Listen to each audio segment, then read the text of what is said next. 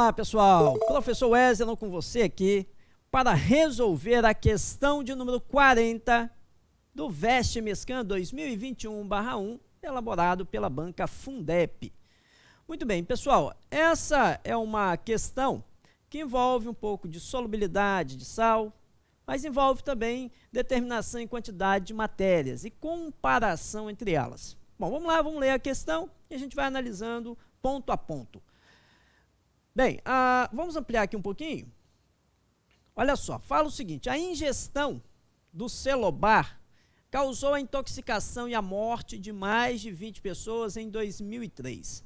O produto usado como contraste em exames radiológicos é uma suspensão de sulfato de bário em água.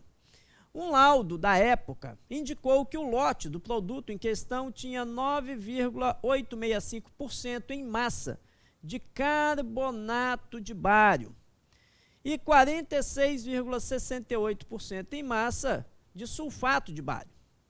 A solubilidade do carbonato de bário é igual a 6,3 vezes 10 a menos 5 mol por litro.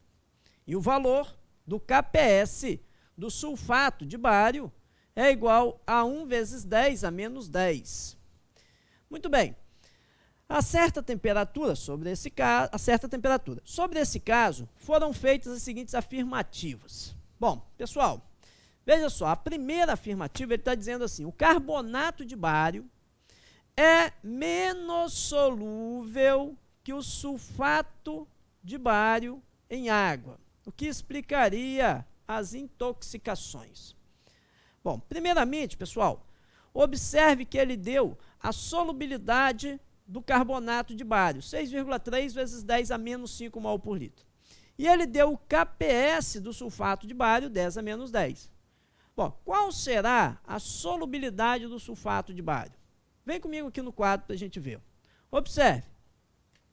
Sulfato de bário, ele tem apenas 2 íons. A proporção iônica é 1 para 1.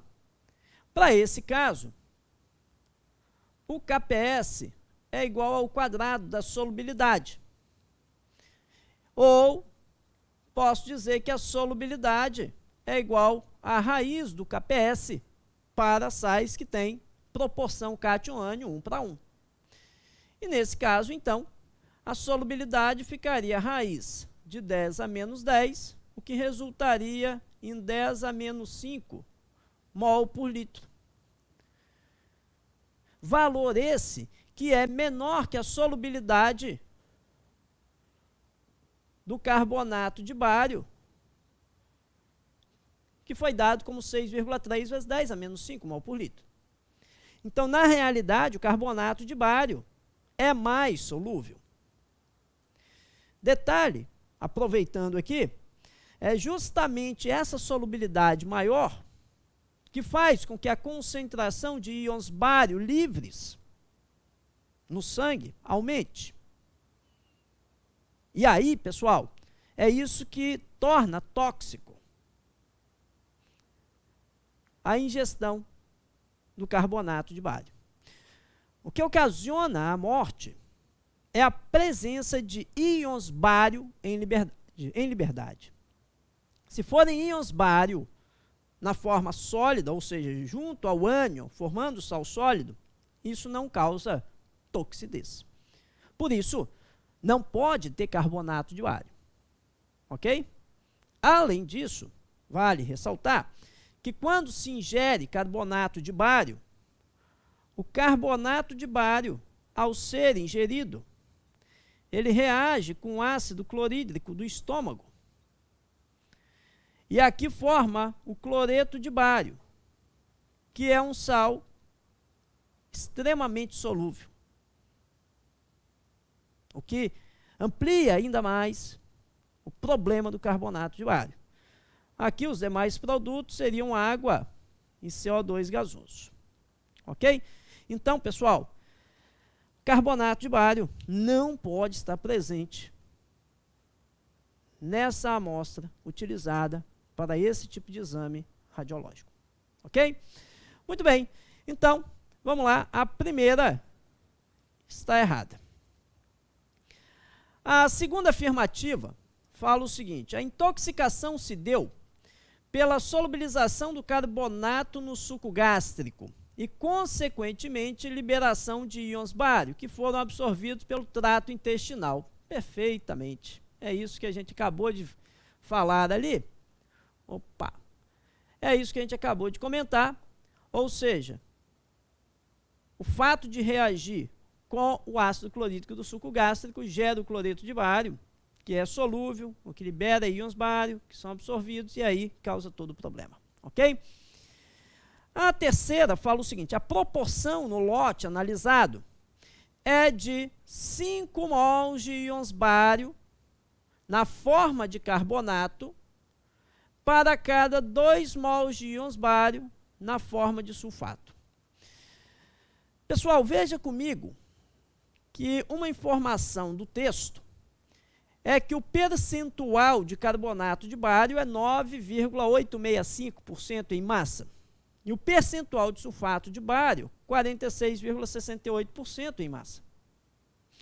Isso quer dizer o seguinte: de cada 100 gramas da amostra, nós temos 9,865 gramas de carbonato de bário e 46,68 gramas de sulfato de bário.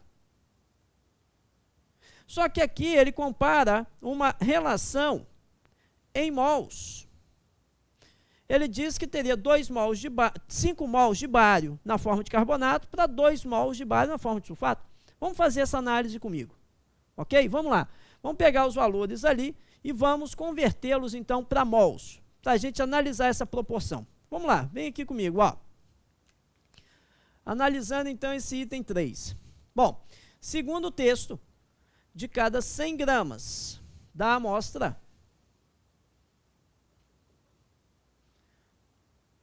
nós teremos lá 9,865 gramas de carbonato de bário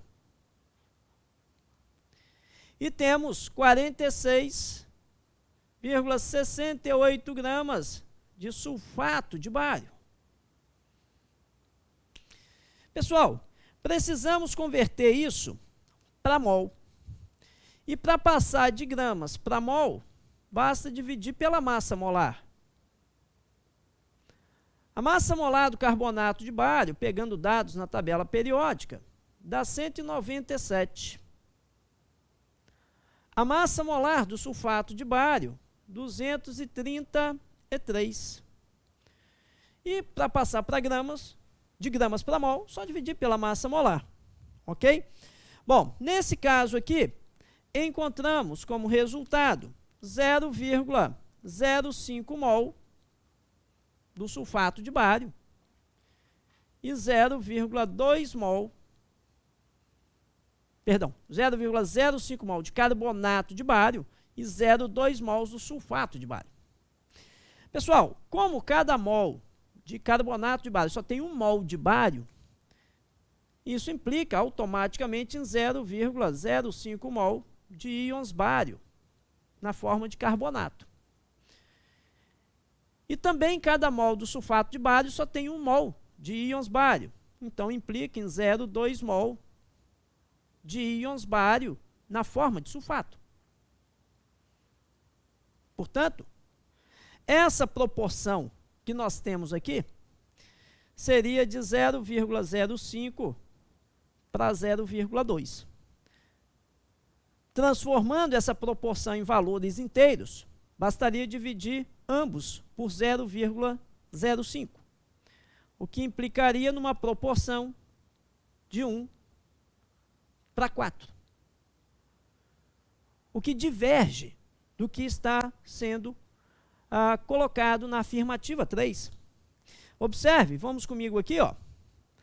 A afirmativa 3 diz que aquela proporção deveria ser de 5 para 2. E nós verificamos que a proporção teria que ser de 1 para 4. Ok? 1 para 4. Portanto, essa afirmativa está errada.